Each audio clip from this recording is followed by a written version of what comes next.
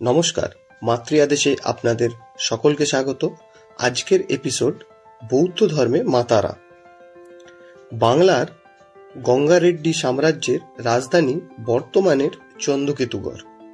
চন্দ্রকেতুগড়ে অগণিত মাতৃমূর্তি পাওয়া গিয়েছিল, তার মধ্যে রয়েছিল মা তারার মূর্তি। সেই মা তারার রূপ ব্যাখ্যা করতে চেয়ে বলা হচ্ছে, মা তারা ছিলেন দ্বিভুজা, সাপের উপবীত বা পইতে পড়ে রয়েছেন। মা শিশু শিবকে কোলে নিয়ে রেখেছেন। তারা সাধনার আদি রূপ গঙ্গারেড্ডি মাতৃমূর্তির মধ্যেই রয়ে গিয়েছেন।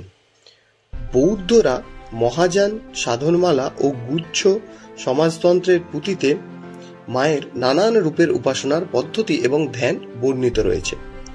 সেখানে মায়ের যে রূপগুলি উল্লেখ করা রয়েছেন তার মধ্যে শীততারা, হরিততারা, রক্ততারা, শীতাতপর্ণ তারা, ক্ষুদিরবনি তারা, ভ্রুকুটি তারা, মহাশ্রী তারা, বজ্রতারা, আর্য তারা, পাশাপাশি আরও রয়েছে শ্বেতবর্ণীয় তারা, কৃষ্ণবর্ণীয় তারা, পীত, নীল, শ্যাম, বিভিন্ন বর্ণের তারার রূপ।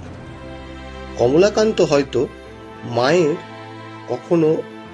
মায়ের এই রূপের বিভিন্নতা দেখেই হয়তো বলেছেন, মা কখনো শ্বেত, কখনো পীত, কখনো নীল ও লোহিত রে। বোধ হয় কমলাকান্ত শ্যামা মায়ের রূপ বর্ণনার সঙ্গে পাল যুগের তারা মূর্তির রূপের মিল রয়েছে। গুপ্তোত্তর যুগের 7 শতকে সিদ্ধাচার্য কাহুপা তারা দেবীর উপাসক ছিলেন। বৌদ্ধ ধর্ম মতে তারা দেবীর উপাসক ছিলেন।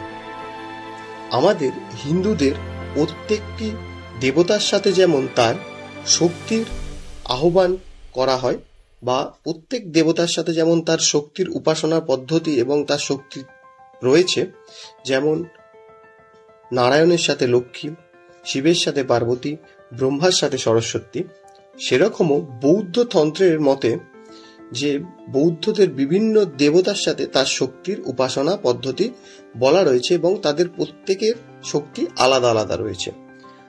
লামা তান্ত্রিকেরা বলেন, ভগবানকে পেতে হলে তার শক্তিকে আগে পাওয়া দরকার। ভগবান অবলোকিতেশ্বরের শক্তি হলেন মা তারা। তিনি মুক্তিদায়িনী ও সংকট নাশিনী বলে বলা হয়ে থাকে বৌদ্ধ তন্ত্র অনুসারে। তিব্বতে মা তারার 2টি রূপ পূজিত হয়, তার মধ্যে সবুজ তারা ও সাদা তারা, এই 2টি রূপ পুজো করা হয় বৌদ্ধ তন্ত্রে বা তিব্বতে। সবুজ তারার হাতে থাকে উৎপল আর সাদা তারার হাতে থাকে পদ্ম।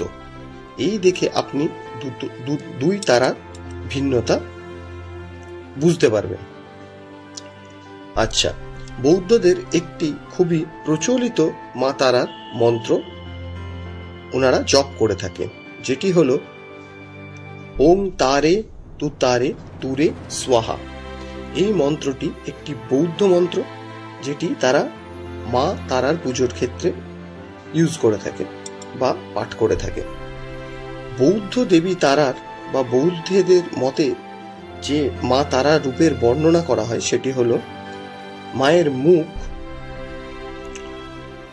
2টো হাত, ডান হাতে অভয় মুদ্রা, বাঁ হাতে উৎপল বা পুষ্প ধরে রয়েছেন, চুলের অর্ধেক মাথার ওপর খোঁপা করে বাঁধা, বাকি অর্ধেক পিঠের ওপর খোলা, পরনে লাল বসন, স্তনযুগল ছোট বস্ত্রখণ্ড দ্বারা বাঁধা।